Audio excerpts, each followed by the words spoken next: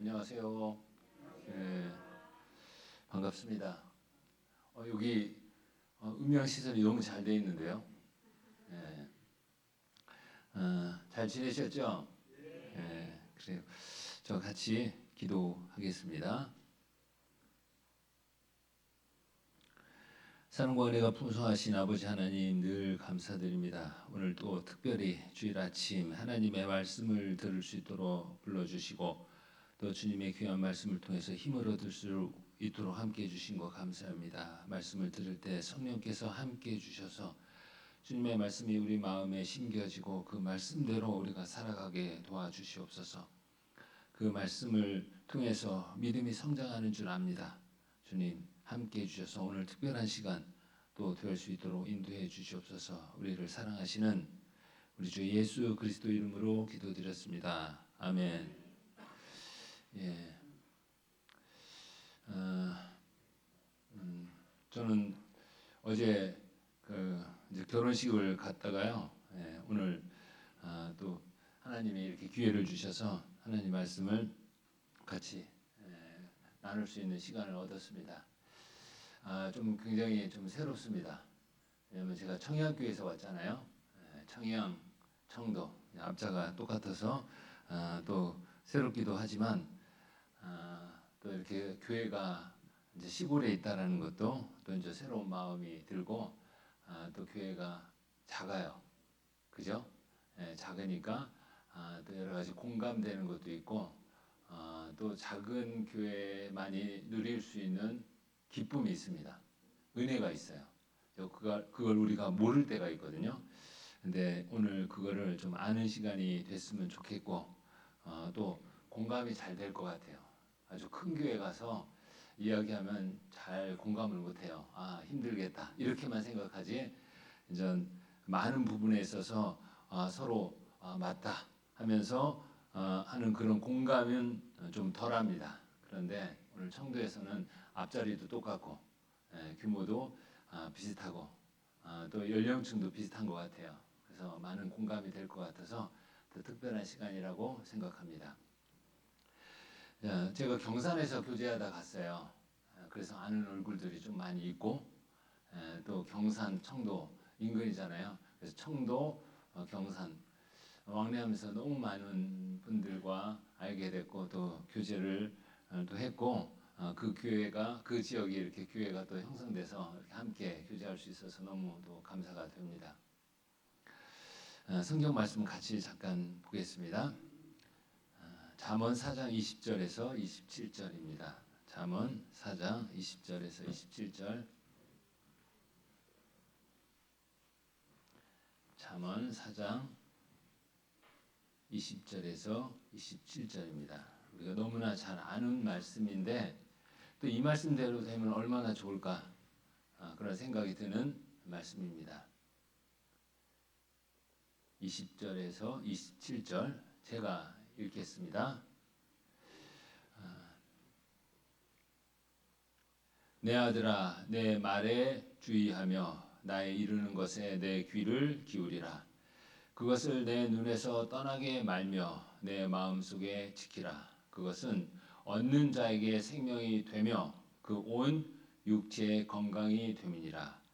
무릇 지킬 만한 것보다 더욱 내 마음을 지키라. 생명의 근원이 이에서 남이니라. 괴를 내 입에서 버리며 사곡을 내 입술에서 멀리하라.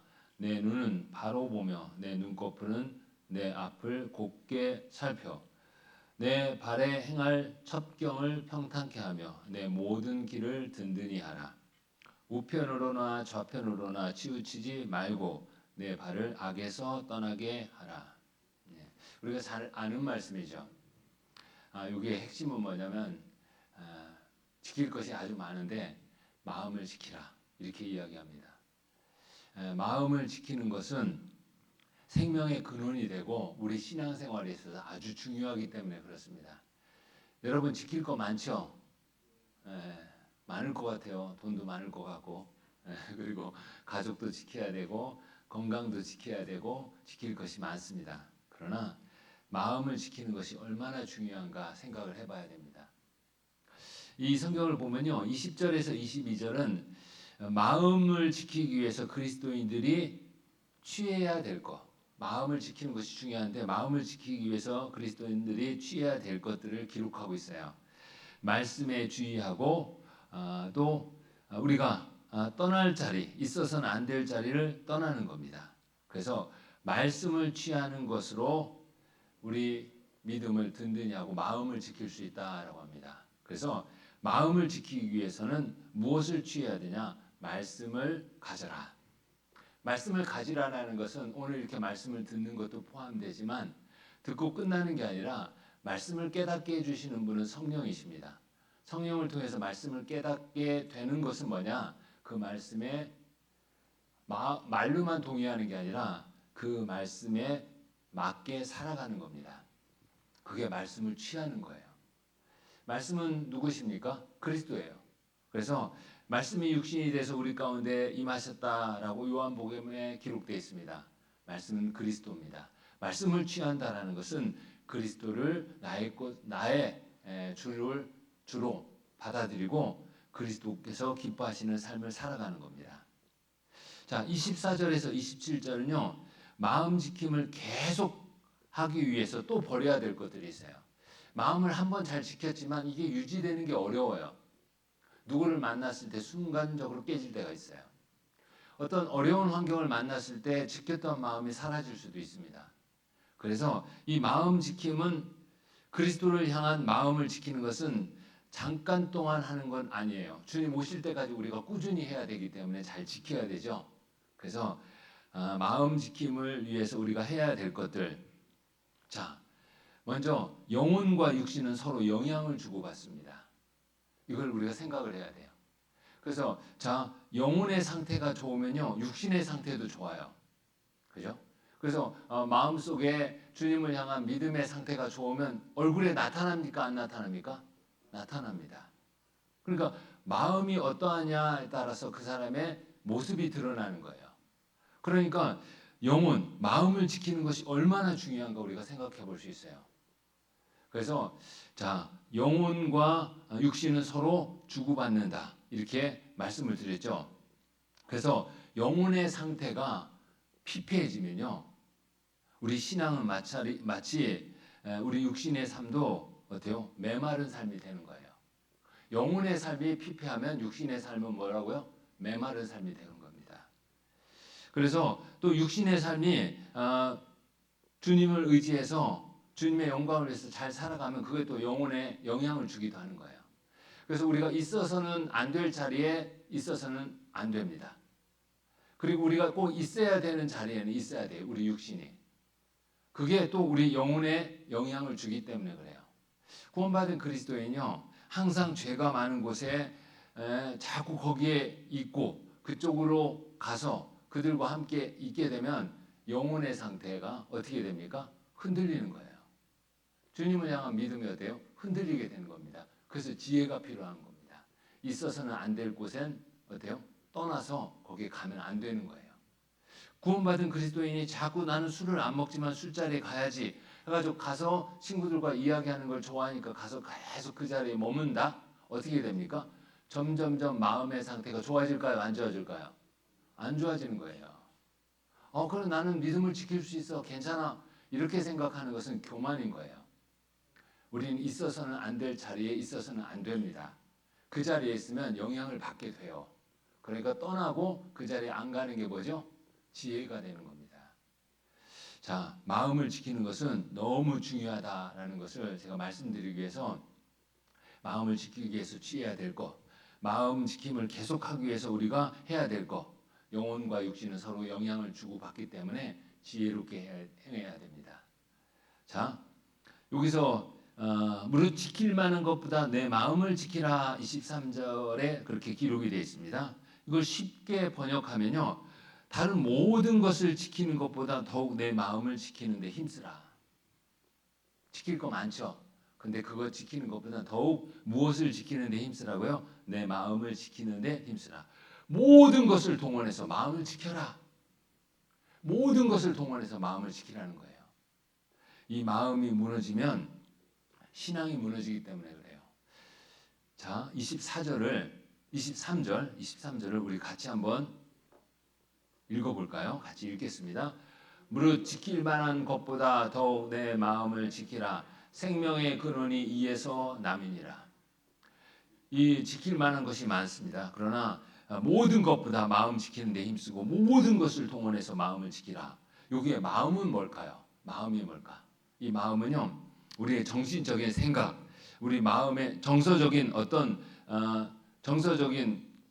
감정, 지각, 그것을 포함하는 것뿐만 아니라 더욱더 포함되는 것은요, 사람의 진의를 의미하는 거예요. 이게 마음이라는 겁니다. 다시 말씀드리면 정신적, 정서적인 지각을 하는 내면만을 말하는 것이 아니라 사람의 진의를 의미하는 게 마음이라는 거예요. 자, 우리는 정신적으로 좋은 생각을 가질 수 있어요. 그리고 정서적으로 좋은 마음을 가질 수도 있습니다. 근데 하나님은 그 마음의 진의를 본다라는 거예요.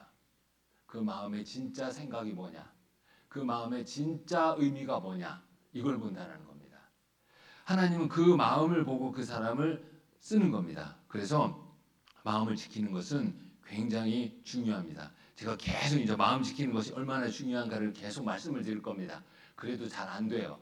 그러니까 말씀을 드리는 겁니다.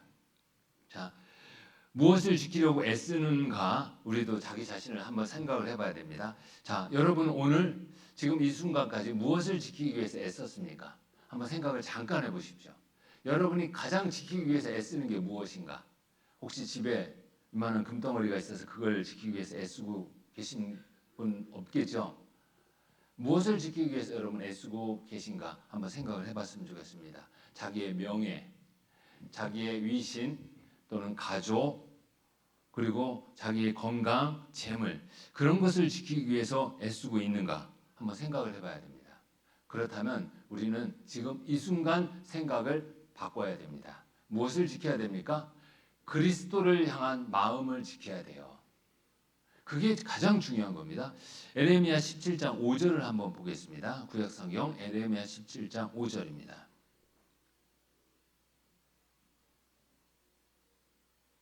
에레미야 17장 5절이요.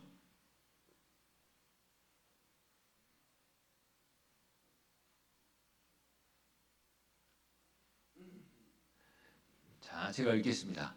나 여호와가 이같이 말하노라. 무릇 사람을 믿으며 혈육으로 그 권력을 삼고 마음이 여호와께서 떠난 그 사람은 저주를 받을 것이라. 자, 에레미야 17장 5절입니다. 자, 여기 혈육으로 그 권력을 삼고 마음이 여호와께서 떠난 자는 어떻게 된다고요? 저주를 받는다라고 했습니다. 마음이 여호와께로서 떠난 자가 저주를 받는다. 이 생각을 우리가 늘 생각했으면 좋겠어요. 자, 말씀은 우리에게 믿음을 줍니다. 그리고 우리가 말씀을 통해서 구원을 받았어요. 근데 이 성경에서는요, 마음이 생명의 근원이다라고 표현하고 있습니다. 생명의 근원이 이에서 난다 이렇게 표현하고 있습니다. 자, 왜 그러냐? 여러분 구원받을 때를 생각해 보세요. 여러분 하나님 말씀을 들었습니다. 귀로 잘 들었겠죠. 그리고 여러분 들은 하나님의 말씀을 마음으로 믿었어요, 안 믿었어요? 믿었어요. 마음으로 믿었을 때 어떤 현상이 생겼습니까? 여러분이 하나님의 자녀가 됐어요. 거듭났던 겁니다. 어떤 분은 전도 집회에 수차례 와서 말씀을 들어요. 말씀을 잘 들어요. 안 졸려고 막 커피도 막 몇 잔씩 마셔요. 껌도 막 씹고 사탕도 먹고. 근데 마지막에 구원을 못 받아요. 왜 그런지 아십니까? 마음에 믿어지지 않기 때문에 그래요. 그러니까 마음으로 진심을 가지고 하나님 말씀을 믿지 않기 때문에 그런 겁니다. 그래서 어떻게 됩니까? 구원을 못 받는 거예요. 로마서 10장 10절을 보겠습니다. 마음이 얼마나 중요한가? 로마서 10장 10절.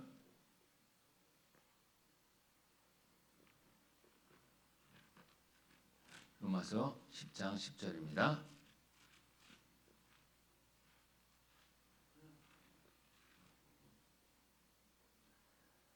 같이 읽겠습니다. 사람이 마음으로 믿어 의에 이르고 입으로 시인하여 구원에 이르느니라. 사람이 마음으로 믿어 의에 이른다. 이거는 의롭게 됐다. 하나님을 믿고 예수 그리스도의 십자가의 피를 믿음으로 의롭게 됐다는 뜻입니다. 뭘로 믿어서요? 마음으로 믿어서. 입으로 많이 얘기해서가 아니라 마음으로 믿어서라고 얘기하는 겁니다. 입으로 시인하여 구원에 이르느니라, 이 말은요, 정말 마음에 이루어진 것은 입으로 말할 수밖에 없어요. 이 말한다는 건 뭡니까? 전도하고 주님을 증거하는 거죠. 생활 구원이 이루어지는 겁니다. 그래서 자, 생명의 근원, 마음으로 믿어서 구원을 받는 겁니다. 또 우리의 신앙을 지키는 것도 마음을 지키는 데서 시작됐다라고 제가 계속 말씀을 드렸죠. 여러분, 신앙을 지키는 것은 마음을 지키는 겁니다. 변함없이 주님을 섬기는 마음, 그리스도의 마음을 갖고 살아가는 그리스도인이 자, 마음을 지킬 때 그 신앙을 계속 유지할 수 있는 겁니다. 자, 여러분, 우리가 자, 마음을 지켜야 된다라고 제가 계속 이야기를 합니다. 저희 청양교회가 작년에 생겼어요. 작년 1월 1일. 몇 명으로 시작했을까요? 20명. 저희 가족 포함해서 20명이 시작했습니다. 걱정이 많이 됐던 교회예요. 왜 그러냐? 청양교회는 20년 전부터 교회가 생겨야 된다는 이야기가 계속 나왔어요. 20년 전부터.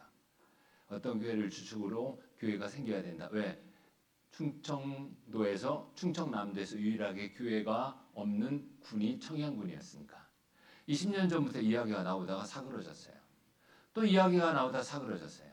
또 어떤 교회를 통해서 다시 청양에 교회를 세워야 된다 이야기가 나오다 사그러졌어요. 왜 그랬을까요? 청양에서 구원받고 그 인근 교회로 교제를 참석하던 분들을 통해서 그런 이야기들이 계속 나오든지, 자, 청양을 고향으로 둔 그리스도인을 통해서 그 이야기가 나오든지 계속 나왔던 겁니다. 그런데 그게 자꾸 좌절되다가 작년에 이제 교회가 세워졌어요. 근데 어렵게 세워졌어요. 주위에 있는 목사님들이 세워질까? 이랬던 거예요. 왜 그러면 청양에서 구원받고 인근교회로 교제를 참석하시는 분들이 그렇게 많지가 않았고 주축이 되는 가정이 없었어요. 주축이 될 만한 가정이 없어. 그러니까 세워지기가 어려운 상황이었거든요. 그런데 우연찮게 부여에서 신앙생활하다 대천에 거쳐서 이제 대천에 신앙생활 하시던 집사님 가정이 청양교회 옆에, 청양군 바로 옆에 붙어 있는 부여군에서 살고 있어요. 그 청양하고 가까워요. 그리고 또 교제를 떠났지만 예전에 신앙생활 했던 분이 청양에 살고 있어요. 근데 그분이 교제를 또 회복했어요. 그래서 이렇게 그런 분들, 그리고 또 부여에서 청양으로 오겠다, 파견 오겠다 하는 분들, 이런 분들을 해가지고 교회가 생겼으니까 어때요? 20명, 노인분들 해가지고 20명, 저희 가족 포함해서 20명 시작했는데 한 형제님이 암투병으로 돌아가셨어요. 그리고 그 자매님은 형제님이 돌아가시니까 이제 청양을 떠났어요. 그죠? 어이구, 안타깝죠. 형제님이 좀 더 우리와 함께 교제했으면 얼마나 좋을까 그런 생각들을 했잖아요. 떠나갔습니다. 근데 자매님도 떠났어요. 그러니까 힘이 또 빠질 수 있잖아요. 자, 그런 상태로 시작했는데 하나님은 청양의 교회를 세우고자 원하셨기 때문에 하나님이 도와주시는 거고 또 하나님이 시작하신 거잖아요. 그래서 신앙을 회복하시는 분들이 또 생기기 시작한 거예요.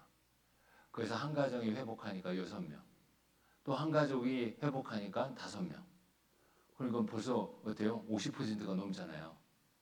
그러다가 또 저 도시에 있는 자녀들이 전도한 은장의 어르신들 2분이 구원받고, 또 은장의 어르신 한 분은 그냥 지나가다 청양교회 간판을 보고 터미널 옆에 있는 이 교회, 내가 이 교회로 가야 되겠다 마음 먹고 시골 교회로 가시던 분이 청양교회로 왔어요. 말씀 듣고 구원받았어요. 또 어떤 형제님이 신앙을 회복해서 형제님 혼자 나오게 됐고, 또 청년 형제도 신앙을 회복해가지고 나오게 되고, 또 어떤 형제님은 지나가다가 청양교회 차를 보고 교회로 들어왔어요. 교제를 떠난 지 8년이 된 형제님이 들어와서 삘끔 이렇게 쳐다보고 가려고 하다가 그 형제님을 아는 형제님을 발견한 거예요. 그래서 아는 형제님이 딱 보고 쫓아나가서 딱 잡았어요. 신앙을 회복했습니다. 그러니까 벌써 많은 분이 회복했잖아요. 한 가정이 이사 오고, 또 한 형제님이 혼자 또 이사 왔어요. 작년에 한 가정, 집사님 가정이 이사 오고, 어머니 회장님까지 하시던 분이 이사를 와버리고, 그리고 올해 또 형제님 한 분이 이사를 오고, 그리고 인근 지역에서 전도해 주셔서 두 분이 구원을 받고, 이렇게 되니까 44명이 돼버렸어요. 두 배가 돼버렸죠. 예. 올해 구원받고 또 참석하시는 분, 또 올해 구원받은 은장의 어르신, 올해 이사 오신 분은 그냥 숫자에 넣지도 않았어요. 그냥 작년 12월 숫자로. 하나님 너무 감사하잖아요. 왜 그럴까요? 하나님의 교회니까. 그리고 또 네팔 분이 7명이 교회에 나와요. 그 중에 6명은 구원받고 1명은 계속 말씀 들었는데 구원은 안 되고 있어요. 근데 나옵니다.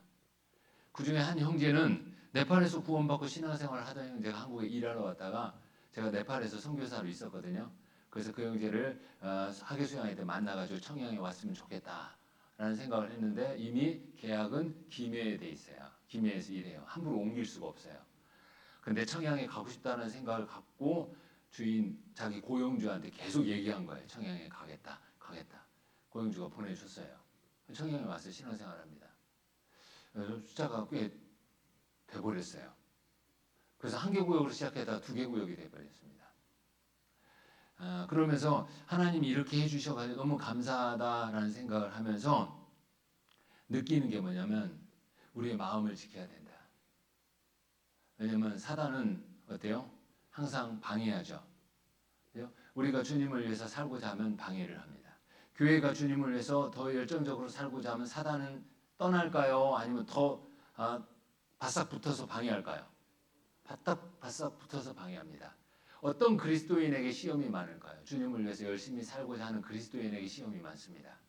어떤 그리스도인에게 시험이 없을까요? 주님과 상관없이 그냥 자기 맘대로 살고자 하는 그리스도인에게는 시험이 별로 없어요.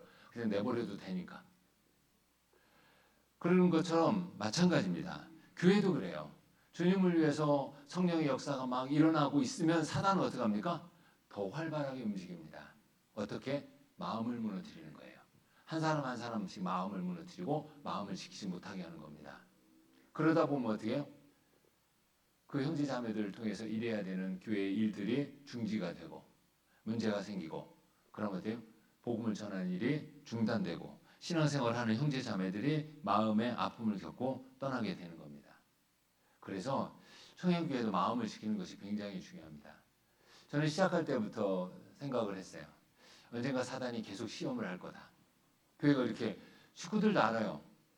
금방 늘어났거든요. 인근에서 다 놀랍니다. 어떻게 20명으로 시작해서 지금 44명이야. 거기다 네팔 사람 다 포함하면 50명이 넘습니다. 올해 60명이 됐으면 좋겠다는 생각을 갖고 전도하고 있거든요. 근데 마음이 지켜지지 않으면 각자의 마음이 무너지면 그것은 불가능합니다. 그러니까 사단은 어떻게 합니까? 이제 그리스도인의 마음을 무너뜨려서 우리가 한 마음이 돼서 복음을 전하는 것을 방해하려고 하겠죠. 그러니까 마음을 지키는 것은 아주 중요합니다. 그래서 우리가 저도 이제 청양교회도 마음을 더 지켜야 되겠다는 생각이 듭니다. 시험이 있어요. 없을 수는 없습니다.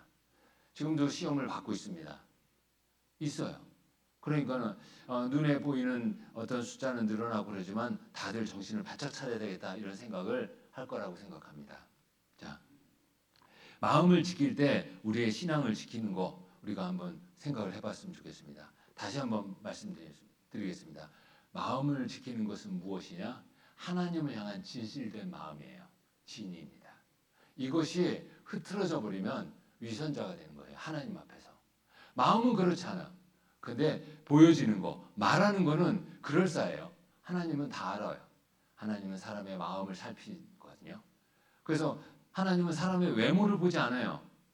뭘 본다고요? 마음을 본다는 겁니다. 마음을. 그래서 나이가 어리건 나이가 많건 많이 배우건 많이 못 배우건 마음이 하나님 앞에 올바로 딱 서 있으면 그 사람은 놀라운 일을 하는 거예요. 일은 누가 하십니까? 하나님이 하시죠. 누구를 통해서 하십니까? 마음이 진실된 사람을 통해서 일하신다는 거예요. 그게 하나님입니다. 자, 성경 한번 보겠습니다. 마음 지킴으로 이어지는 신앙을 지키는 삶에 대해서 우리가 한번 생각을 해보겠습니다. 사무엘상 16장 7절입니다. 사무엘상 16장 7절이요.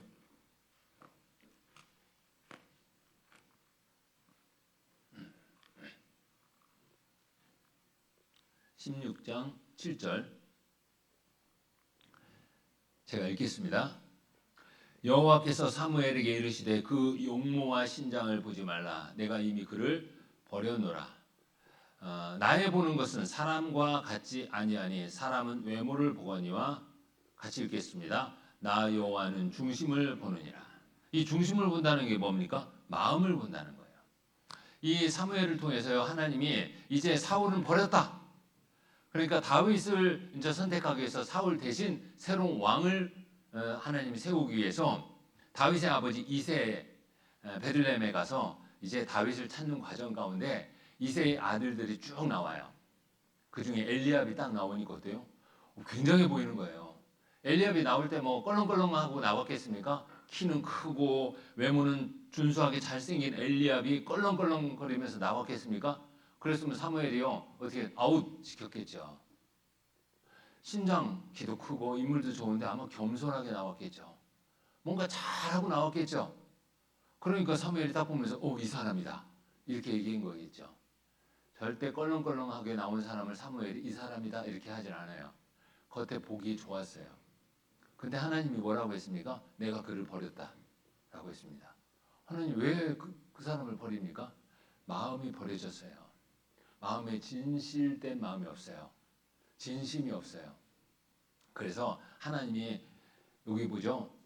자, 내가 이미 그를 버렸노라. 이미 그를 버렸다. 이렇게 얘기하는 거예요. 안 쓰는 거예요. 이미 버림을 받는 사람. 누구요? 마음이 하나님 앞에 진실되지 않은 사람은 버림을 받습니다. 하나님은 외모를 보지 않는다. 여호와는 중심을 본다라고 이야기하고 있습니다. 그래서 버려진 겁니다. 여러분, 사람은 외모를 보고 어떨 때 우리는 신앙의 외모도 볼 때가 있어요. 신앙의 외모. 그죠? 그래서 괜찮을 것 같아요. 어쩌면 사무엘이 본 거는 그런 외모를 봤을 수도 있습니다. 제가 아까 말씀드렸죠. 절대 엘리압이 껄렁껄렁거리면서 나오지 않았어요. 교만하게 막 나오지 않았다는 거예요. 우리도 신앙의 외모를 볼 때가 있어요. 기도하는 모습이 멋있어요. 교회 와서 물론 그거 중요합니다. 인사하고 뭔가 하고 막 열정적이에요. 좋아요. 그러나 그것보다 더 중요한 건 뭐예요? 마음에 진실이 있어야 돼요. 진심이 있어야 된다는 거예요. 진심. 그냥 보여주기식으로 하는 것은 하나님이 기뻐하지 않습니다. 그러나 사람은 어때요? 그런 외모를 보고 좋게 여길 수 있다는 거예요. 여러분, 자 아프리카에 이제 기독교가 있어요. 거기는 이제 오순절 계통의 이제 교회들인데 그 선천적으로 또 아프리카 사람들은 춤추고 막 흥을 좋아해요. 우리나라 사람들 어때요? 흥을 좋아하는 민족이죠. 아프리카 사람들은 더 그래요.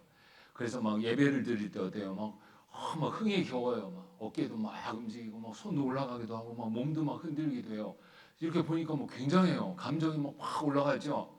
뭐 뭔가에 홀린 것 같아. 그죠? 근데 그 옆에 이제 한국 사람이 예배를 드리는데 어때요? 좀 보니까 비교가 돼. 항상 밋밋한 것 같아요. 밋밋하고 앉아서 눈 감고 말씀 듣고 뭐 하고 하는데 밋밋해요. 두 모습을 딱 보고 느낄 때 어때요? 한쪽이 더 열정적으로 보이잖아요. 그죠? 누가? 아프리카 사람들이 더 열정적으로 보이잖아요. 막 춤도 추고 막 눈도 막 돌아가는 것 같아. 막 얼굴에 막 감정이 막 실려 있어요. 한국 사람은 밋밋해. 그런데 사람은 어때요? 그 열정적으로 보여지는 그쪽이 신앙적으로 더 뭔가 하나님을 향한 마음이 더 크고 그리고 하나님이 그들과 함께 한다라고 생각하죠? 그건 착각입니다. 하나님은 그래서 안 속아요. 그래서 내가 엘리압을 버렸다 이렇게 얘기하는 겁니다. 자, 하나님은요 중심을 보신다는 거예요. 우리가 밋밋하게 어떤 분은 밋밋하게 신앙생활을 하는 것처럼 보여요. 근데 마음이 진실해요. 항상 겸손해. 항상 하나님 우선. 그리고 형제자매들 우선인 거예요. 항상 마음이 하나님 앞에 겸손한 마음을 갖기 때문에 행동하는 거나 뭐 볼 때는 좀 굼뜰 수도 있어요. 왜 이렇게 저기 패기가 없어? 이렇게 느껴질 수도 있습니다. 근데 마음에는 항상 겸손한 마음과 형제자매를 섬기는 마음이 있다. 하나님 그 사람을 더 좋아합니다. 우리는 그걸 볼 줄 알아야 돼요. 그리고 그런 걸 생각해야 됩니다. 내 마음은 어떤가? 이게 중요합니다. 마음이 올바르지 않은, 구원받지 않고 하나님을 생각하는 올바른 마음이 없고 하나님을 사랑하는 진실된 마음이 없이 형식적으로 신앙생활을 보여주고 예배를 하는 거 하나님은 거짓으로 보죠. 자, 여러분, 앵무새가 있어요. 어떤 주인이 앵무새를 키우는데 이 앵무새가 말을 너무 잘하네. 혹시 청도에 말하는 앵무새 있습니까? 말을 너무 잘해요. 주인이 막 가르쳐 주니까 아주 잘해요. 주인만 오면 사랑합니다 주인님 이래요. 뭐 주인이 막 좋겠죠. 근데 여러분, 만약에 앵무새가 여러분한테 사랑합니다 주인님 진짜 진짜 사랑해요 이렇게 하면 여러분 어때요? 막 기분이 좋아가지고 막 붕 뜹니까? 앵무새가 나를 진짜 사랑한다 이렇게 생각합니까? 앵무새가 나를 진짜 사랑한다라고 생각하면 병원에 가야 돼요. 앵무새는 그냥 배워서 하는 거예요. 그죠? 배워서 하는 거예요. 우리가 진실된 마음이 없이 하나님 앞에 그렇게 하면요, 하나님은 그렇게 생각해요. 아무렇지도 않게 생각해요. 그래서 진실된 마음을 갖는 게 중요하다는 겁니다. 마음을 지키면 우리가 이제 신앙이 흔들리지 않아요. 신앙을 지킬 수 있습니다. 히브리서를 한번 볼까요? 히브리서 11장.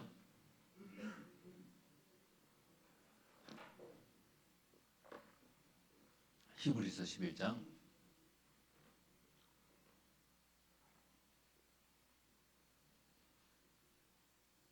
자, 이 히브리서 11장이 믿음장이라고 하죠. 믿음으로 하면서 자, 믿음의 선진들에 대해서 이렇게 쭉 기록합니다. 이름도 등장하죠. 모세도 등장하고 에녹도 등장합니다.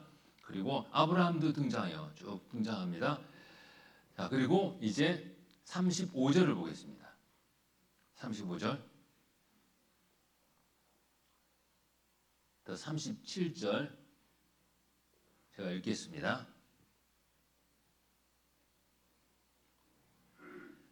자, 여자들은 자기의 죽은 자를 부활로 받기도 하며 또 어떤 이들은 더 좋은 부활을 얻고자 하여 악형을 받되 구차히 면하지 아니하였으며 또 어떤 이들은 희롱과 채찍질뿐 아니라 결박과 옥에 갇히는 시험도 받았으며 돌로 치는 것과 톱으로 켜는 것과 시험과 칼에 죽는 것을 당하고 양과 염소의 가죽을 입고 유리하여 궁핍과 환난과 학대를 받았으니 38절 같이 읽겠습니다.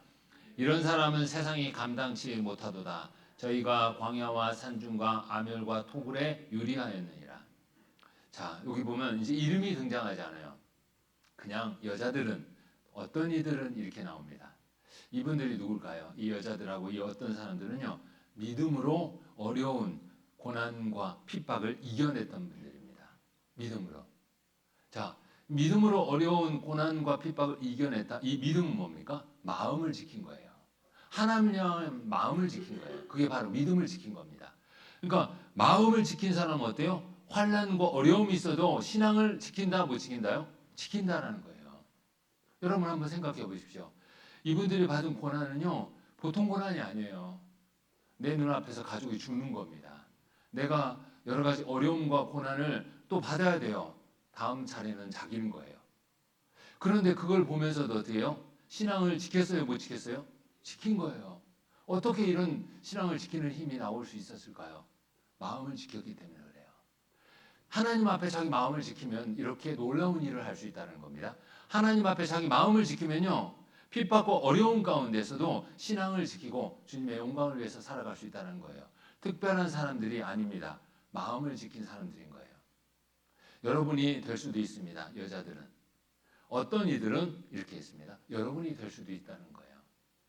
만약에 하나님이 한번 생각을 해보세요.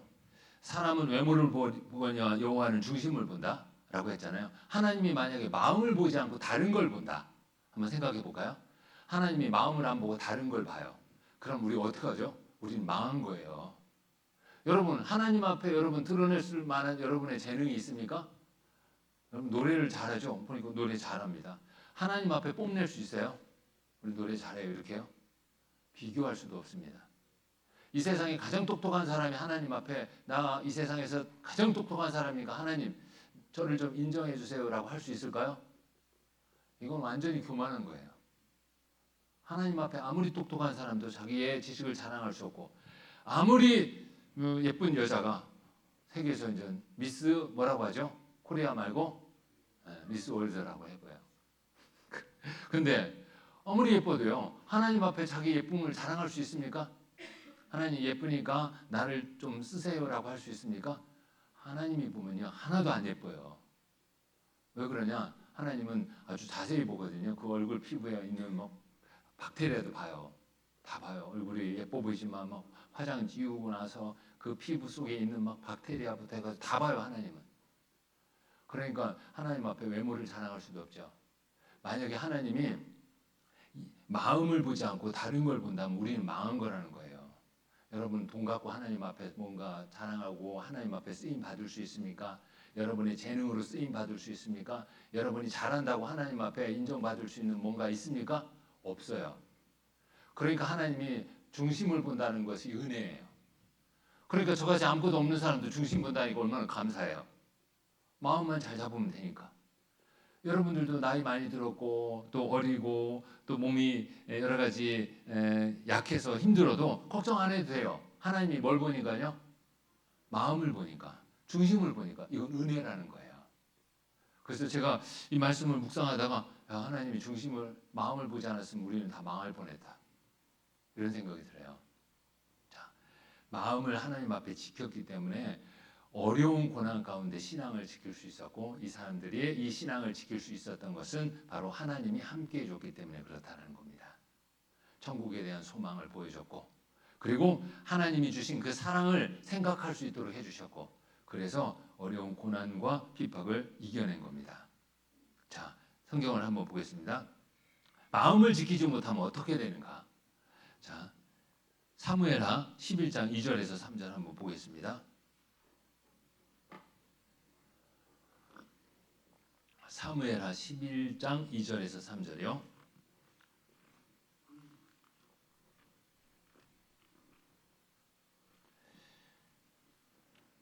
(11장 2절에서 3절) 제가 읽겠습니다. 자, 1절부터 3절까지입니다. 여호와께서 나단을 다윗에게 보내니 11장 죄송합니다. 해가 돌아와서 왕들의 출전할 때가 되매 다윗이 요압과 그 신복과 온 이스라엘 군대를 보내니 저희가 암몬 자손을 멸하고 랍바를 에워쌌고 다윗은 예루살렘에 그대로 있으니라. 저녁 때에 다윗이 그 침상에서 일어나 왕궁 지붕에서 거닐다가 그곳에서 보니 한 여인이 목욕을 하는데 심히 아름다워 보이는지라. 다윗이 보내어 그 여인을 알아보게 하였더니 고하되 그는 엘리압의 딸이요 햇사람 우리아의 아내 바세바가 아니니까. 자, 엘리압의 딸이요 이렇게 나오죠. 자, 여기서요. 자, 다윗이 죄를 짓는 내용입니다. 여러분 다 아실 겁니다. 간음이라는 죄를 짓습니다. 바세바라는 여자를 통해서. 그리고 그 여자의 남편 우리아를 죽이는 살인죄까지 짓게 됩니다. 자, 다윗이 어떤 사람입니까? 여러분 다윗 하나님과 마음이 합한 사람이에요. 하나님의 영광을 위해서 놀라운 일을 했던 사람입니다. 근데 다윗이 이런 죄를 짓게 됐어요. 왜 그랬을까요? 마음을 지키지 못했던 거예요. 다윗이 힘이 없어서 죄를 지은 게 아니에요. 마음을 지키지 못해서 다윗이 이런 죄를 짓게 되는 겁니다. 마음을 지켰을 때는 놀라운 일을 했어요. 마음을 지키지 못하니까 한순간 하나님 앞에 큰 범죄를 저지르게 되는 겁니다. 그래서 마음을 지키는 게 너무나 중요하다는 겁니다. 1절에 보면요. 해가 돌아와서 왕들의 출전할 때가 되매. 자, 해가 돌아왔다. 전쟁할 때가 된 거예요. 이 시대는요. 전쟁을 자주 했어요.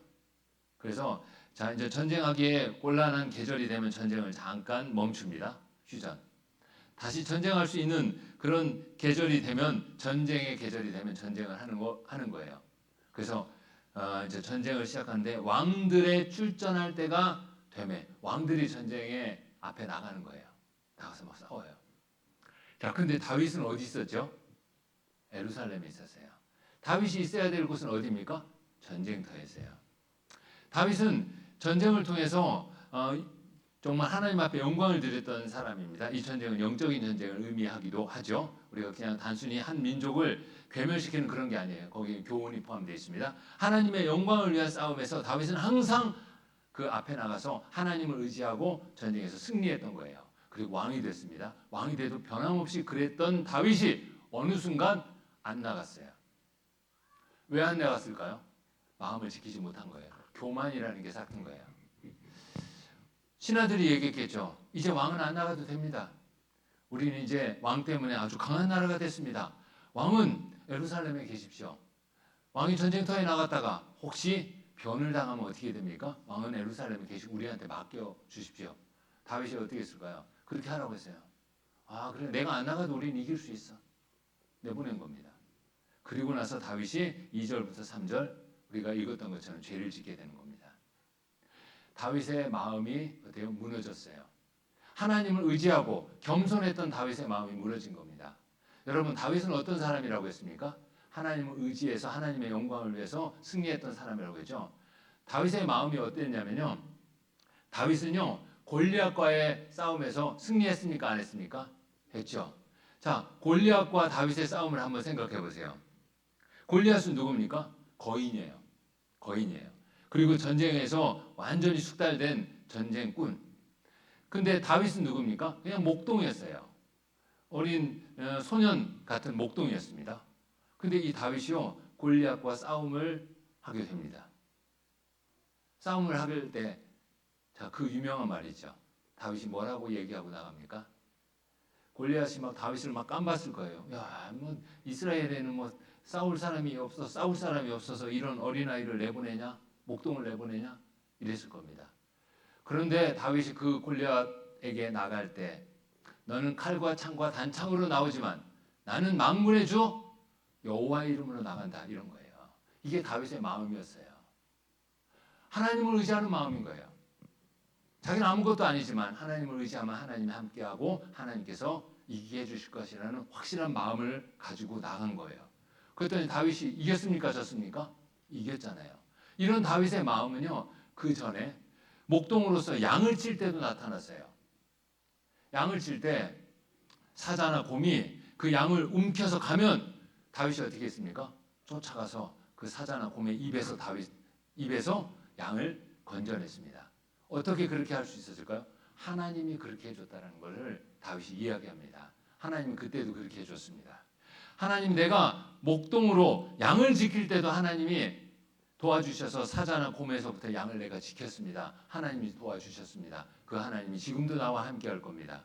그래서 저 골리앗도 때려 눕힐 겁니다. 라는 마음을 갖고 있었던 겁니다. 이게 다윗의 마음이에요.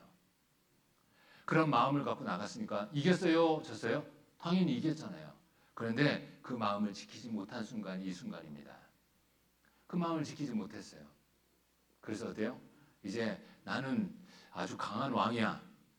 내 부하들이 나가면 이길 수 있어. 그리고 내가 혹시 전쟁터에 나가서 다치면 안 되지? 하나님을 의지하는 마음이 있습니까? 없습니까? 이 순간에는 없었어요. 안타깝게 이 순간에 없었습니다. 마음을 잘 지키다가 마음을 못 지키는 순간이 생겨요? 안 생겨요? 생깁니다. 그 생기는 순간 사단은 일을 합니까? 안 합니까? 합니다. 그래서 다윗을 통해서 일을 했어요. 다윗이 간음을 하고 살인죄까지 저질렀습니다. 이때 이스라엘은 아주 치명타를 먹은 거예요. 왕이, 그 위대한 왕이 하나님 앞에서 범죄를 했으니까 이스라엘은 아주 치명타를 먹은 겁니다.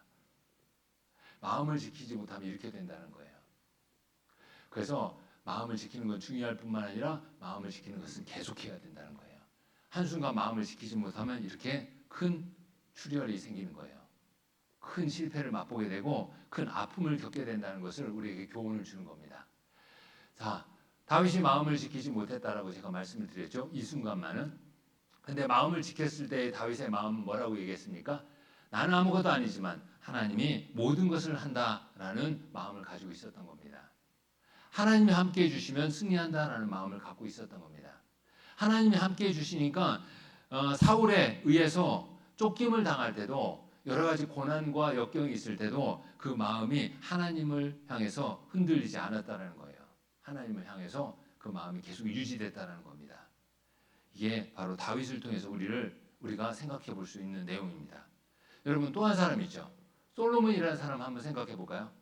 솔로몬은 어떤 사람이에요? 지혜의 왕이죠. 지혜는 어디서부터 옵니까? 하나님께로부터 오죠. 솔로몬이 마음을 지켰을 땐 지혜의 왕이었습니다. 근데 솔로몬이 또 마음을 못 지킬 때가 있었죠. 그래서 성경 한번 보겠습니다. 열왕기상 11장 4절. 열왕기상 11장 4절입니다.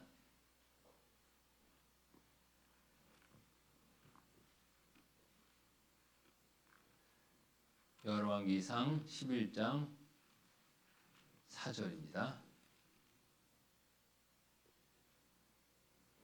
제가 읽겠습니다. 솔로몬이 나이 늙을 때 왕비들이 그 마음을 돌이켜 다른 신들을 쫓게 하였으므로 왕의 마음이 그 붙인 다윗의 마음과 같지 아니하여 그 하나님 여호와 앞에 온전치 못하였으니. 자, 다윗은 한때 마음을 지키지 못해서 죄를 지었지만 다시 회개하고 마음을 지켰습니다. 주님 오실 때까지 그 마음을 지켰습니다. 근데 그의 아들 다윗은 자기 아버지 마음과 같지 않았대요. 마음을 지키지 못했다는 거예요. 그래서 여호와 앞에 온전치 못하였다라고 나오는 겁니다. 자, 지혜가 하나님께로부터 와서 지혜의 왕이라고 불렸던 솔로몬이 3절에 보면 처와 첩을 한 1000명을 둬요. 예. 그러니까 어떤 분들은 이거 읽을 때마다 처첩이 1000명이래 이것만 기억하더라고요. 다른 거 교훈 많거든요. 처와 첩이 1000명인데 이 처와 첩은 이방 민족. 하나님은 이방 민족과 결혼하지 말라고 했어요. 이방 민족과 결혼하게 되면 이방 민족, 하나님을 섬기지 않는 사람들의 그 마음과 그 행동이 너에게 영향을 줄 거니까 영향을 받지 않기 위해서 이방 민족과 결혼하지 말라 이렇게 얘기했거든요. 근데 솔로몬은 결혼을 했어요. 그런데 그 이방 나라의 왕의 딸 공주가 이제 솔로몬의 첩이 되든지 처가 돼가지고 와가지고 자기 나라에서 섬기던 우상을 가지고 오는 거예요. 와서 자꾸 솔로몬한테 얘기하겠죠. 아이고 내가 외롭고 힘들고 타국에 와서 사는데 우리 나라에서 섬기던 이 신을 섬기게 해달라고. 근데 한두 번만 얘기하고 말았던 게 아니겠죠. 계속해서 솔로몬을 살피고 지금 얘기하면 아주 솔로몬이 흔쾌히 받아들이겠다. 그때를 딱 봐서 또 얘기하고. 솔로몬이 나중에 어떻게 했어요? 그렇게 하라고 했어요. 그래서 그 이방 여인들이 자기 나라에서 섬기던 우상을 섬기게 된 거예요. 그러니까 솔로몬이 어떻게 됐어요? 솔로몬도 같이 섬겼어요. 이게 마음이 무너져 버린 겁니다. 지키지 못했어요. 솔로몬이 그러니까 그 백성들은 어떻게 됐어요? 덩달아 그렇게 되죠. 그러니까 중요한 사람이 마음을 지키지 못했을 때 좀 어떤 큰 파장이 오는지 우리가 생각해 볼 수 있습니다. 솔로몬은 다시 마음을 회복하지 못했어요. 우리가 마음을 지키지 못한 순간이 생길 수 있습니다. 그러나 다윗처럼 마음을 다시 회복해야 돼요. 그런데 솔로몬은 회복하지 못하고 어떻게 됐습니까? 죽을 때까지 하나님을 떠났어요. 그래서 히브리서 11장에 솔로몬의 이름은 기록되지 않았습니다. 그러니까 마음을 지키는 게 얼마나 중요한 건가. 지혜의 왕 솔로몬도 마음을 지키지 못하니까 그 지혜가 다 날아간 겁니다. 자, 신약 성경에는 또 어떤 인물들이 있을까요? 한때 주님을 위해서 잘 살았어요. 근데 마음을 지키지 못해가지고 세상으로 간 사람이 있어요. 성경 같이 보겠습니다. 디모데후서 4장 10절에서 11절입니다. 디모데후서 4장 10절에서 11절.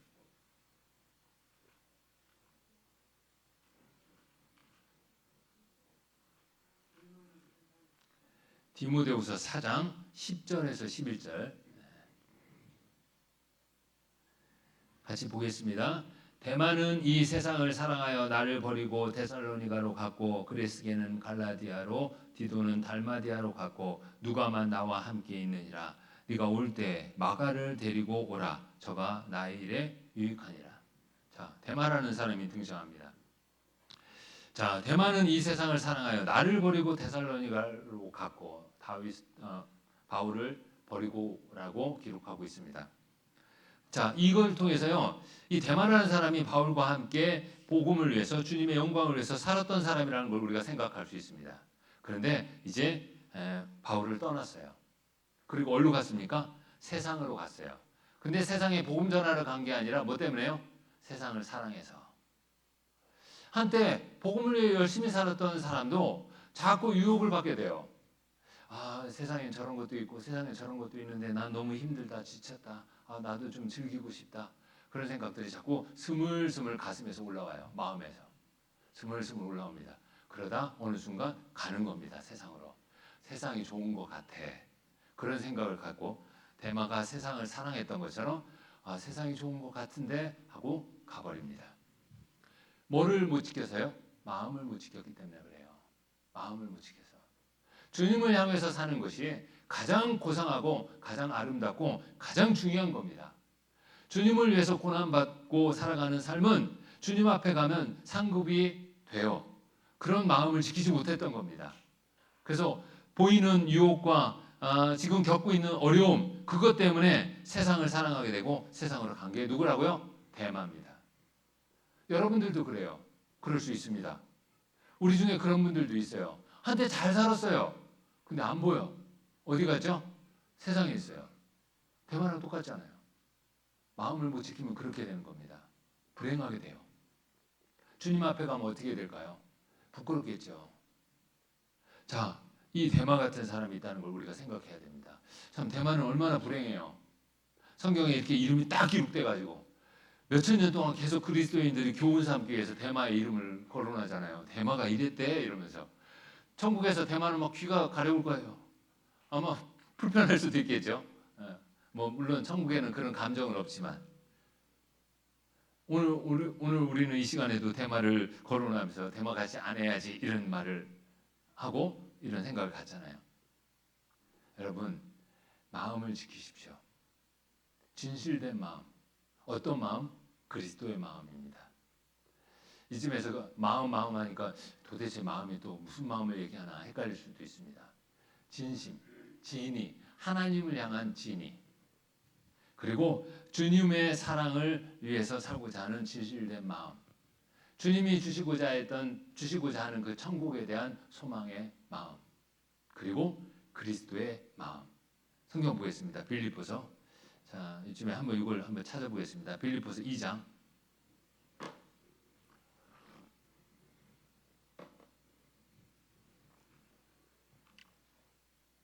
빌립보서 2장입니다.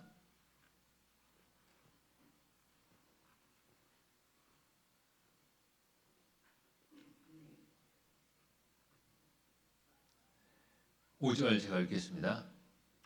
너희 안에 이 마음을 품으라. 곧 그리스도 예수의 마음이니. 이 마음인 거예요. 우리가 지켜야 될 마음은 우리가 품은 그리스도의 마음입니다. 우리가 십자가에서 나를 위해서 피 흘리고 돌아가신 그리스도의 그 사랑을 깨닫고 그 사랑이 우리 마음에 들어왔잖아요. 그 사랑입니다.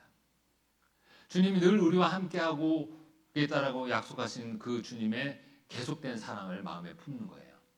그럼 어때요? 우리가 주님을 사랑하게 되고 또 주님을 사랑하게 되는 사람은 주님의 말씀을 지키게 되는 겁니다. 그 마음을 지켜야 돼요. 그 마음을 지키지 못하면 우리는 대마처럼 세상을 사랑하게 되고 갈 수 있다는 겁니다. 너희 안에 그리스도의 마음을 품으라. 주님이 어떤 분이신지 알죠? 그 마음을 품으라는 거예요. 그 마음이 지켜져야 돼요. 그 마음이 필요합니다. 구원받은 사람에게만 있는 마음이죠. 구원받는 순간 그리스도께서 성령으로 우리 안에 들어와 계시니까요.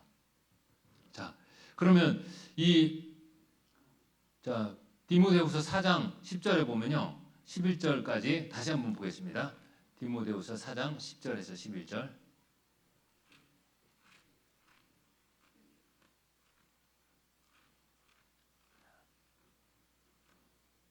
4장 10절에서 11절. 자, 제가 이제 11절을 읽겠습니다. 누가만 나와 함께 있느니라. 네가 올 때 마가를 데리고 오라. 저가 나의 일에 유익하니라. 마가라는 사람이 등장해요. 마가라는 사람. 이 마가는 누구냐면 한때 마음을 지키지 못해서 한때 어쩌면 대마처럼 선택을 했던 사람입니다. 이게 누구냐면 마가라는 사람이에요. 자, 이 마가는요, 마음을 지키지 못해가지고 다윗이 마가를 데리고 갈 수 없다. 마가와 함께 할 수 없다. 이렇게 말한 적도 있어요. 사도행전에 보면 그 일 때문에 바나바랑 다퉈요. 왜 그러냐면, 자, 사도행전 볼까요? 사도행전 15장 37절입니다. 사도행전 15장 37절. 사도행전 15장 37절입니다.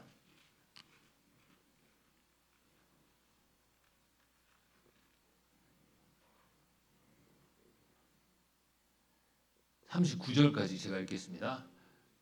바나바는 마가라 하는 요한도 데리고 가고자 하나 바울은 밤빌리아에서 자기를 떠나 한 가지로 일하러 가지 아니한 자를 데리고 가는 것이 옳지 않다 하여 서로 심히 다투어 피차 갈라서니 바나바는 마가를 데리고 배 타고 구브로로 가고. 그러죠. 누구 때문에 다퉜어요? 바울과 바나바가 마가 때문에 다퉜어요. 마가가 밤빌리아라는 데서 바울과 함께 복음을 전하다 힘들었나 봐요. 그래서 자기를 떠나 한 가지로 일하러 가지 아니한 자라고 합니다. 바울을 떠났어요. 도저히 못하겠다. 힘들다. 나도 살고 가야 되겠다. 떠난 거겠죠. 마음이 함께하지 못할 수도 있습니다. 떠났어요. 그래서 바울이 마가는 데리고 갈 수 없다. 복음을 위해서 함께해야 되는 중요한 일에 떠났다라고 한 거예요. 마가가 한때 마음을 지키지 못해서 이런 일을 저질렀다라는 겁니다. 그리고 심지어 바나바의 생질이에요. 조카예요. 그래서 바나바랑 바울이 다퉈서 이 이후로 바나바의 이름은 성경에 기록되지 않습니다. 이게 바로 마가입니다. 마음을 지키지 못했죠. 자, 그런데 저를 보시죠. 이런 마가가 마음을 다시 회복했어요. 다윗 왕처럼. 그래서 마음을 다시 회복해가지고요. 바울과 함께 복음을 위해서 열심히 살았던 겁니다. 그래서 나중에 바울이 뭐라고 얘기하냐. 아까 우리가 디모데후서 4장 11절에 읽었던 것처럼 바울이 아주 힘들 때, 외롭고 지쳤을 때 바울이 마가를 데려오라라고 한 겁니다. 마가가 나한테 필요하다. 그런 사람이 돼버린 거예요. 이 마가가 마가복음을 기록한 겁니다. 놀라운 사람으로 바뀌었잖아요. 여러분, 마음을 지키지 못했을 때와 마음을 다시 회복해서 지켰을 때 얼마나 놀라운 결과가 나타납니까? 우리도 마찬가지예요. 여러분들도 마음을 지키면 저는 주님 앞에 놀라운 일을 하게 되고 마음을 지키지 못하면 주님 앞에 어때요? 실망을 드릴 수도 있다는 겁니다. 마음 지키는 게 중요해요. 그리스도의 마음을 지켜야 돼요. 교만하면 안 된다는 거예요. 그리고 자기 생각에 사로잡히면 안 된다는 겁니다. 바로 하나님의 말씀을 마음에 두고 마음을 지키는 겁니다. 자, 누구한테 마음을 지켜야 될까요? 잘 알죠? 사단입니다. 사단과 이 세상의 여러 가지 유혹에서 마음을 지켜야 되는데 먼저 사단에서 마음을 지켜야 된다. 사단에게서 그 생각을 하십시오. 청양교회도 복음이 잘 전해지고 있습니다.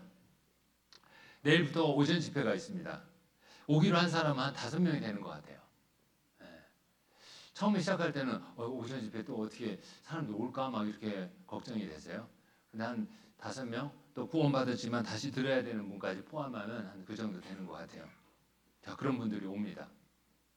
자, 그런 분들이 와서 이제 말씀을 듣게 될 거예요. 그럼 사단이 어떻게 할까요? 일을 하겠죠. 일을 할 겁니다. 그래서 전도하는 사람들, 봉사하는 사람들, 또 새로 말씀을 듣는 사람들의 마음을 어때요? 흔들 겁니다. 사단은 마음을 흔들 거예요.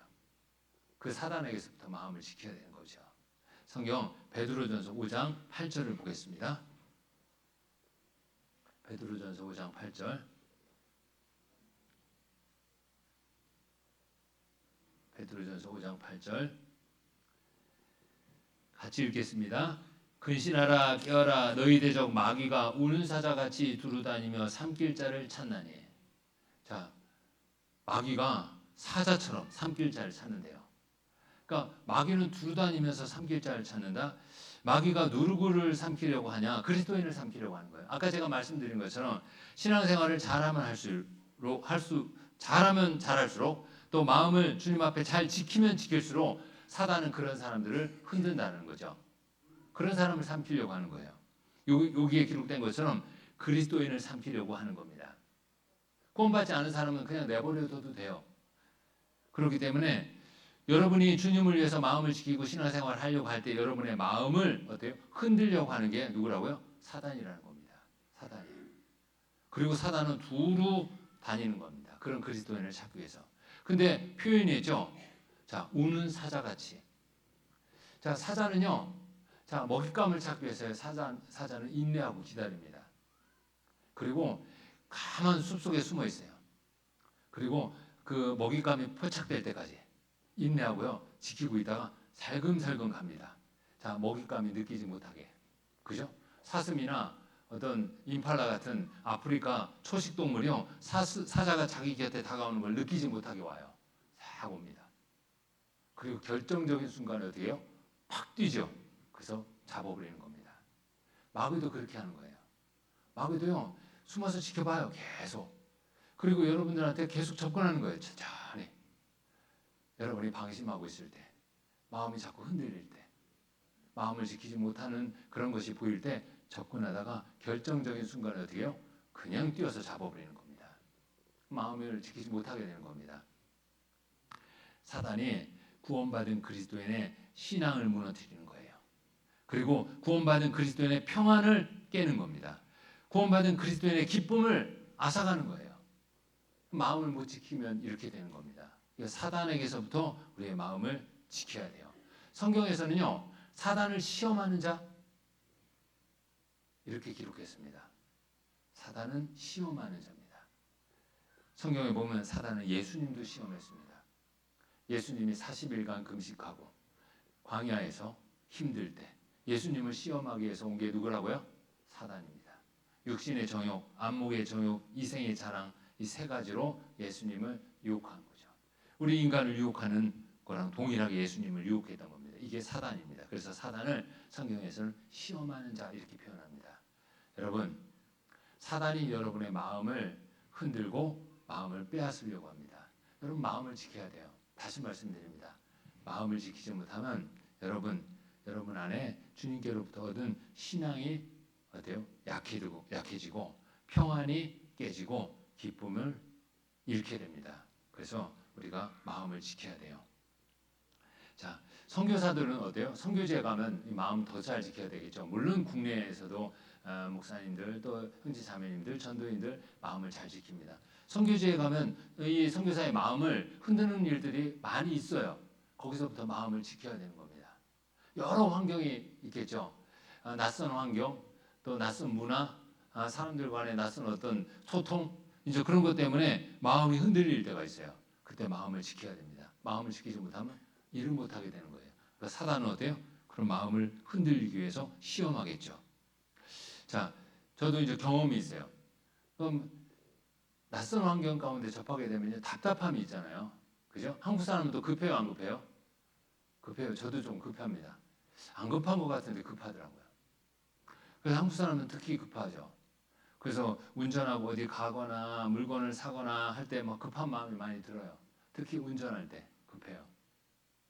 그래서 막 이제 외진 골목 같은 데 막 들어가요. 근데 거기는 차가 많지 않지만 또 맞은편에 차가 딱 와요. 그럼 이제는 어때요?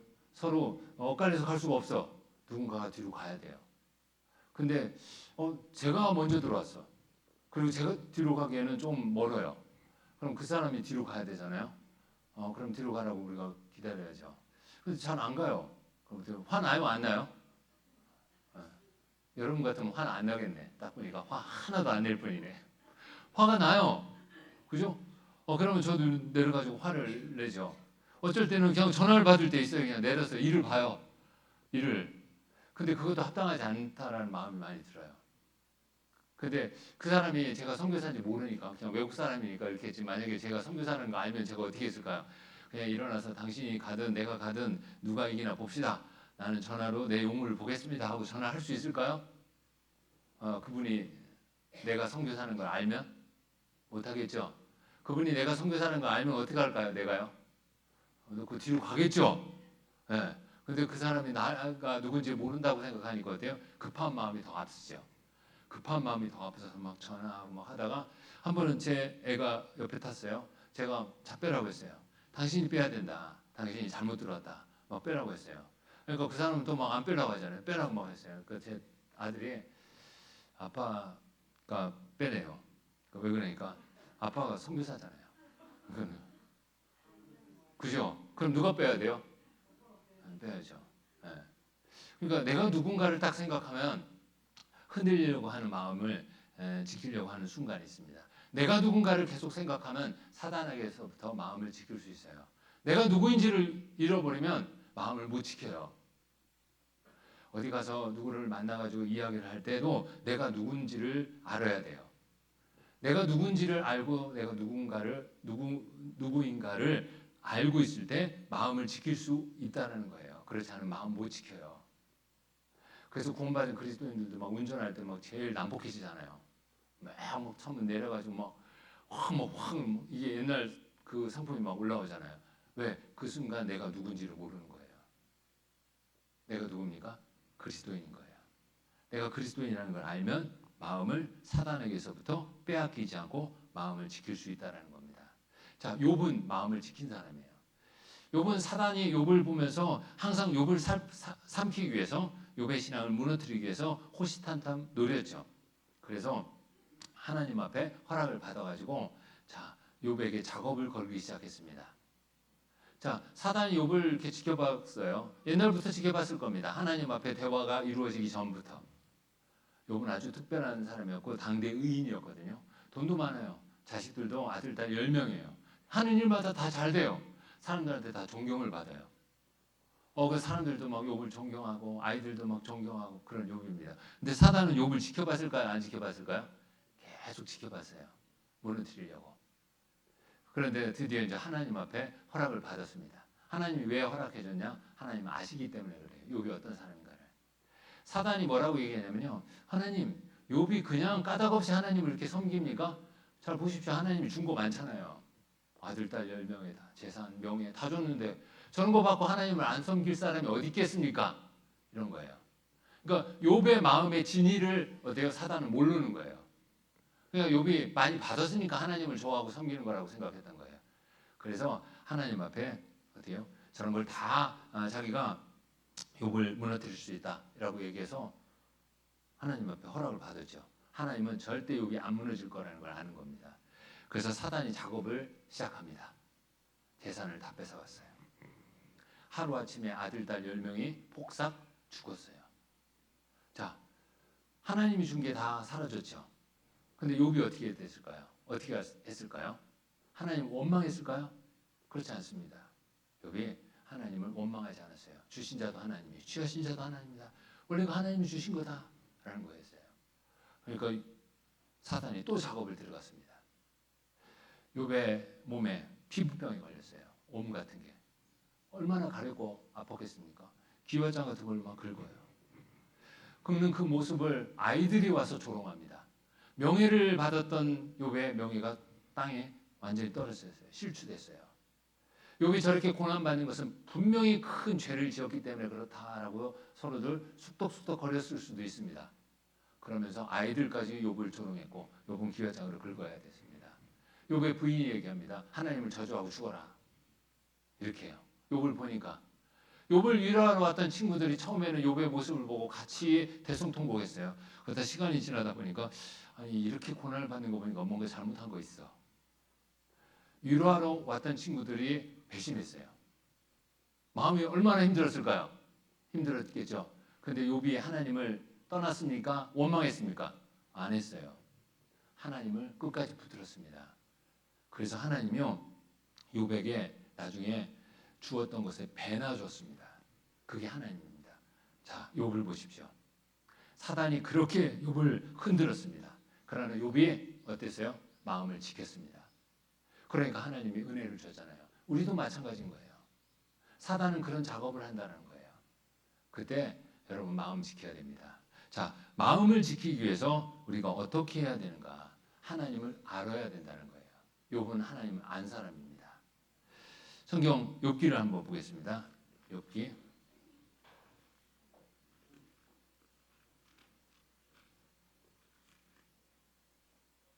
23장 12절을 보겠습니다.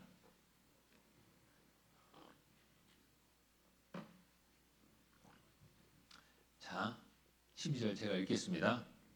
내가 그의 입술의 명령을 어기지 아니하고 일정한 음식보다 그 입의 말씀을 귀히 여겼구나. 자, 욥이 이야기합니다. 욥은 하나님 앞에 일정한 음식보다 하나님의 말씀을 어떻게 했다고요? 귀히 여겼다. 이게 마음을 지킬 수 있었던 비결입니다.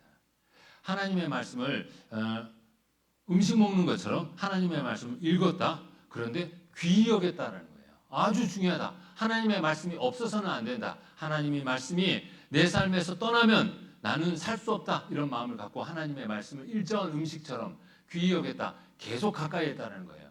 말씀을 귀히 여기는 마음을 갖고 가까이 해야 됩니다.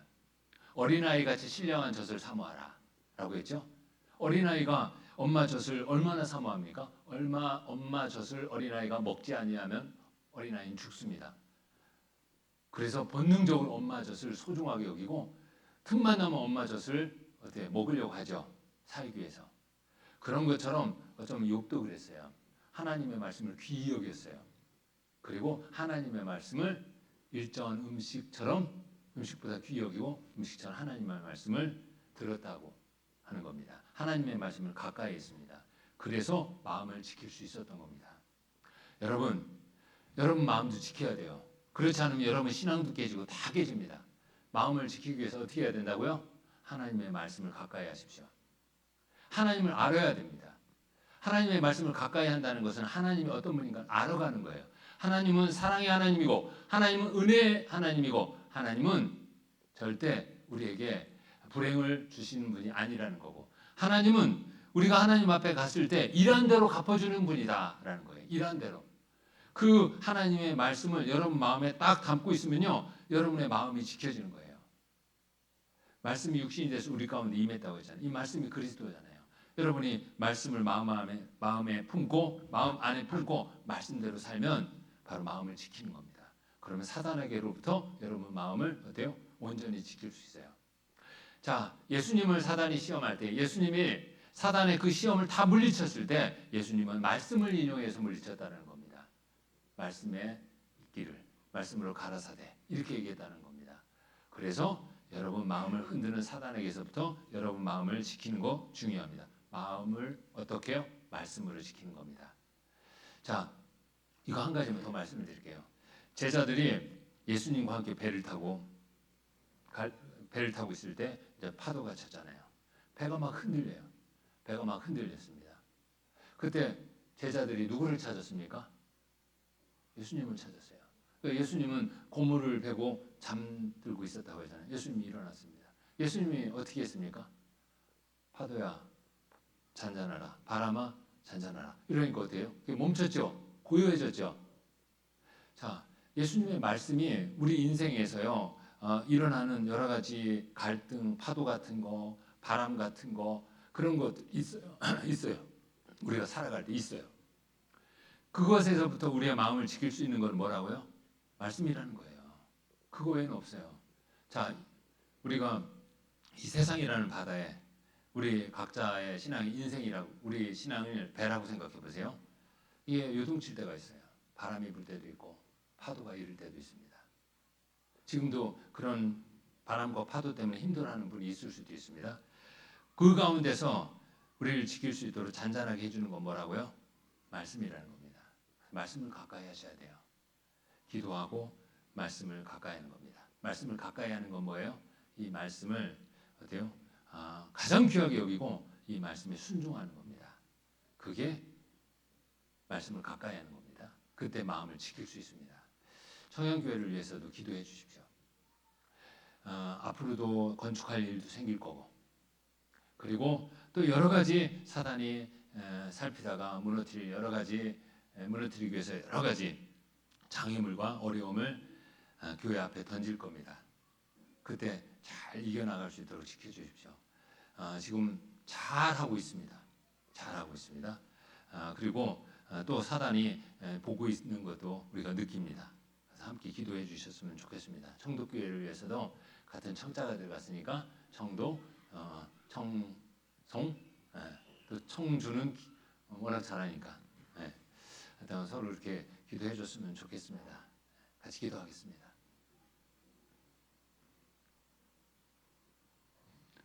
사랑과 은혜가 풍성하신 아버지 하나님, 늘 저희와 함께 하심을 감사드립니다. 오늘도 주님의 말씀을 의지해서 우리가 무릇 지킬 만한 것 없다. 우리 마음을 지켜야 되고 이 마음을 지키지 못할 때 우리의 신앙이 흔들리고 우리의 평안이 깨지고 우리의 기쁨이 사라지고 우리의 신앙이 약해진다는 것을 다시 한번 생각해 봤습니다. 우리의 마음을 지킬 수 있도록 도와주시옵소서. 우리의 마음에 주님의 말씀으로 채우고 주님의 말씀에 순종하는 삶을 살아감으로써 우리 마음을 견고하게 든든하게 할 수 있도록 도와주시옵소서. 우리 청도교회 형제자매님들 여러 가지 사정 주님께서 잘 아십니다. 주님이 도와주시고 함께 해주셔서 우리가 이 작은 교회에서 주님을 섬긴다는 이건 큰 축복, 주님께서 우리가 그것을 잊지 않도록 도와주시옵소서. 우리가 이 땅에 어디에 가든지 주님께서 우리를 보내셨다는 것을 잘 압니다. 특별히 주님께서 복음을 위해서 주님의 영광을 위해서 해야 될 곳에 일을 해야 되는 그런 장소에 우리 그리스도인을 보낸다는 걸 잘 압니다. 이 청도 지역의 형제 자매님들은 이 청도 지역에 하나님이 보낸 귀한 하나님의 일꾼들입니다. 어렵고 힘들 때 하나님을 의지해서 주님의 영광을 위해서 살아가는 그리스도인에게 주님이 주실 그 큰 상급을 생각하면서 우리 청도교회 형제자매님들 끝까지 서로 사랑하며 이 교회를 지키고 천하보다 귀한 영혼들에게 복음을 전하는 그런 형제자매 되게 도와주시옵소서. 작은 교회를 섬길 수 있는 큰 축복을 주신 거에 감사드립니다. 우리를 사랑하시는 우리 주 예수 그리스도 이름으로 기도드렸습니다. 아멘.